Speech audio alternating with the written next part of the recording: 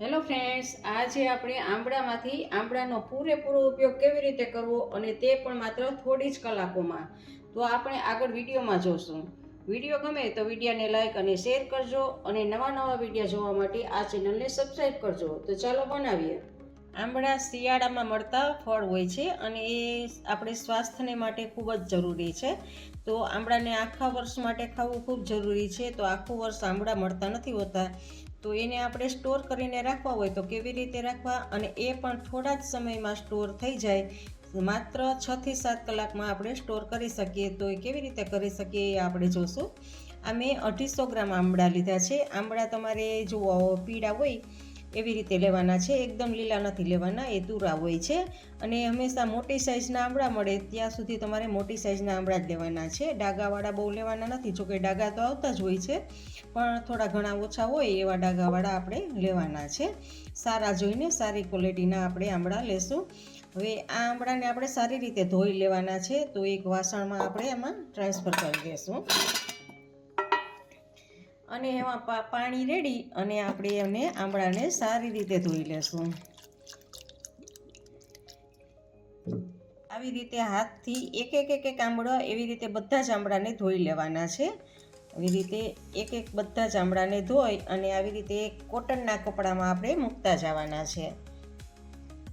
હવે આપણા આંબળા સારી રીતે ધોવાઈ ગયા છે. તો એ કોટનના કપડામાં આપણે લીધા છે અને કોરા કરવા આ પ્રોસેસ ખૂબ જ મહત્ત્વની છે, કારણ કે ગમે એ વસ્તુને આપણે આખા વર્ષ માટે સ્ટોર કરવાની હોય એટલે એને આપણે કોરા કરવા લૂછીને પછી ધોઈ લૂછીને પછી જ કરવાનું હોય છે. કોરા કરવા એ એક મેઇન વસ્તુ આવે છે આમાં. તો જુઓ, સારી રીતે બધા જ આંબળાને કોરા કરી લેશું આપણે. હવે આ આપણા આંબળાને ધોઈ અને સારી રીતે કોરા કરી લીધા છે. હવે આપણે એક આ વાસણ, મોટું વાસણ લઈ અને એમાં મોટા કાણાવાળી છીણી લીધી છે. જુઓ, આ મોટા કાણાવાળી છીણી છે અને એમાં આપણે આંબળાને આવી રીતે આમ છીણવાનું છે. જુઓ, આવી રીતે આમ ફેરવતું જવાનું આંબળાને અને આનું છીણ કરી લેવાનું છે. અને એક આંબળાનું છીણ થઈ જાય એટલે તરત જ એક પ્લાસ્ટિકના વાસણમાં રાખી દેવાનું છે, કારણ કે પ્લાસ્ટિકના વાસણમાં તમે રાખતા જશો એટલે તમારું છીણ કાળું નહીં પડે. જો તમે સ્ટીલના વાસણમાં જશે તો કાળું પડી જશે. જુઓ, એક આંબળું ખમણાઈ ગયું છે અને તરત જ આપણે આ છીણને પ્લાસ્ટિકના અથવા તો કાચનો બાઉલ હોય એમાં તમારે લઈ લેવાનું છે. જો આવી રીતે આપણે બધા જ આંબળાને ખમણી લેશું. જુઓ, આપણા બધા જ આંબળા ખમણી લીધા છે અને હવે આપણે આ છીણને હાથમાં લઈ અને હાથની મદદથી આવી રીતે આમ બધો જ રસ આમાંથી કાઢી લેવાનો છે. જેટલી તમારામાં તાકાત હોય એટલું તમારે આમ દબાવવાનું છે. દબાવીને બધો જ રસ આપણે કાઢી લેશું. જુઓ,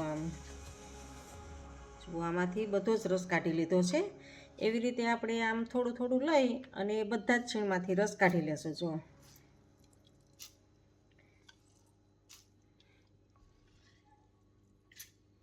એકદમ ભાર દઈ અને ખૂબ જ તાકાત લગાવી અને બધો રસ કાઢવાનો છે.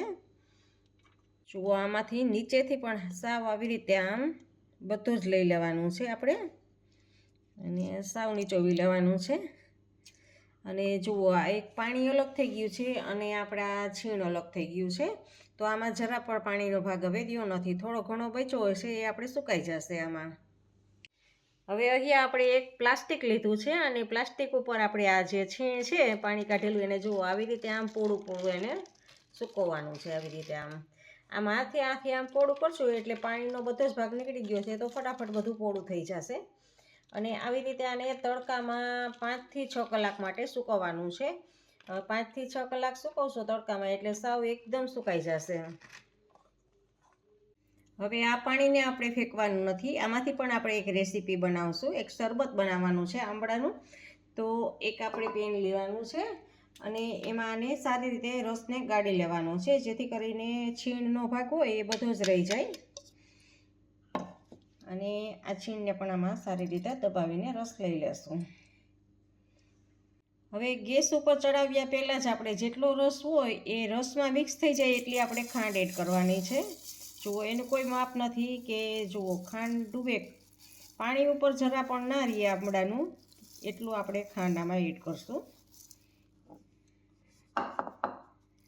જુઓ, આટલી આપણે આ એનું એ માપ છે કે બધું જ પાણી આમાં શોષાઈ જવું જોઈએ ખાંડમાં, એટલું આપણે ખાંડ લેવાની છે. હવે ગેસ સ્ટાર્ટ કરી અને એને ગેસ ઉપર ચડાવવાનું છે અને આવી રીતે આમ હલાવતા રહેવાનું છે. ખાંડ બધી જ ઓગળી જાય અને ઉભરો આવે ત્યાં સુધી આવી રીતે આમ હલાવશું આપણે.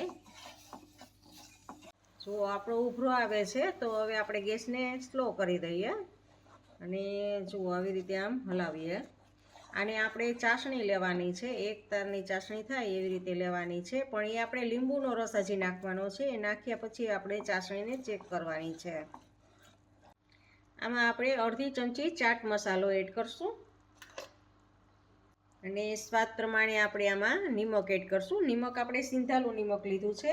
આ બંનેને આપણે સારી રીતે મિક્સ કરી દઈશું, મીઠાને અને આપણે ચાટ મસાલાને બંનેને સારી રીતે આમાં મિક્સ કરશું.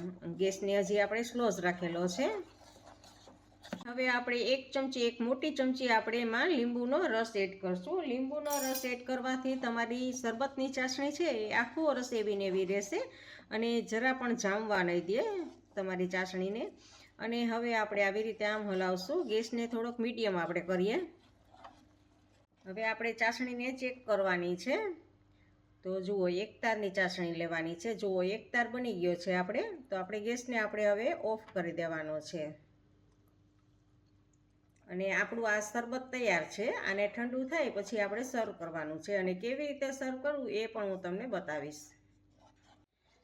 હવે આ ચાસણીને ઠંડી પડે એટલે એક કાચની બોટલમાં ભરી અને તમે ફ્રીજમાં રાખી શકો છો અને આખું વરસ સાચવી શકો છો. અને ફ્રીજની બહાર પણ તમારે ચાસણી આપણે એક તારની લીધી છે એટલે ફ્રીજની બહાર પણ આપણે એવી ને એવી રહેશે, જરા પણ બગડશે નહીં. અને લીંબુ નાખવાથી તમારી ચાસણી જામશે પણ નહીં, શરબતની ચાસણી છે એ જામશે પણ નહીં. હવે આને સર્વ કેવી રીતે કરવું એ આપણે જોશું. તો એક ગ્લાસ લીધો છે મેં અહીંયા. ગ્લાસમાં થોડોક આપણે ચાટ મસાલો નાખશું, અથવા તો તમારે ફ્રૂટ મસાલો કે શરબતનો મસાલો હોય એ પણ નાખી શકો છો. અને હવે એમાં તમારે ચાસણીમાંથી 2 થી 3 ચમચી તમારે એમાં એડ કરવાની છે ચાસણી ગ્લાસમાં. જો આવી રીતે 3 ચમચી મેં એડ કરેલું છે. અને હવે એમાં ઠંડુ પાણી એડ કરવાનું છે. રીતે મિક્સ કરી દેવાનું છે. જુઓ, અને આ શરબત તમને ઉનાળામાં ખૂબ જ સરસ લાગશે, એકદમ ઠંડક ઠંડક આપશે તમને ઉનાળામાં. આવી રીતે તમે શરબત બનાવીને બોટલ ભરીને રાખી દેશો ફ્રીજમાં તો આખું વરસ તમે આ શરબતની મજા માણી શકશો. હવે આપણે જોઈએ તો 6 કલાક થઈ ગઈ છે અને આપણું આ ખમણ સાવ સુકાઈ ગયું છે. જુઓ, એકદમ આવું સુકાઈ ગયું છે. તો આને હવે આપણે મિક્સરમાં પાવડર બનાવી લેવાનો છે. જો આ આપણે 6 કલાકમાં જ આપણે પાવડર બનીને તૈયાર થઈ ગયો છે. આ મિક્સરમાં ક્રશ કરી લીધો છે અને જે આપણે આંબળાનો રસ હતો એનું આપણે જો આ શરબત બનાવ્યું. એટલે એક જ આંબળામાંથી આપણે 2 વસ્તુ બનાવી છે. આ શરબત બનાવવાનું સિરપ બનાવ્યું છે અને જે કૂચો વધેલો જે હતો ખમણનું રસ કાઢીને બધો એનો આપણે આ પાવડર બનાવ્યો છે. અને 6 કલાક, માત્ર 6 કલાકમાં સૂકવીને પાવડર બનાવી લીધો છે. અને આ પાવડરથી તમે વાળ ધોવામાં પણ ઉપયોગ કરી શકો છો, અથવા તો ફેસ પેકમાં પણ લગાવી શકો છો, અથવા તો કોઈ રેસીપીમાં એનો ઉપયોગ કરવો હોય તો કરી શકો છો. આવી રીતે એક જ આંબળામાંથી તમે 2 આઈટમ બનાવી શકો છો. ફ્રેન્ડ્સ, તમને મારી આ વિડીયો કેવો લાગ્યો તે કમેન્ટ બોક્સમાં કમેન્ટ કરીને મને જરૂરથી જણાવજો. ઇન્સ્ટાગ્રામમાં મારા પેજને ફોલો કરજો, મેં નીચે લિંક આપેલી છે. અને જો તમને આ વિડીયો ગમતો હોય તો વિડીયોને લાઇક કરીને તમારે ફેમિલી મેમ્બર્સ અને ગ્રુપમાં શેર કરજો અને મારી ચેનલને સબસ્ક્રાઈબ કરજો. આવજો, ફરી મળીએ નવા એક વિડીયો સાથે.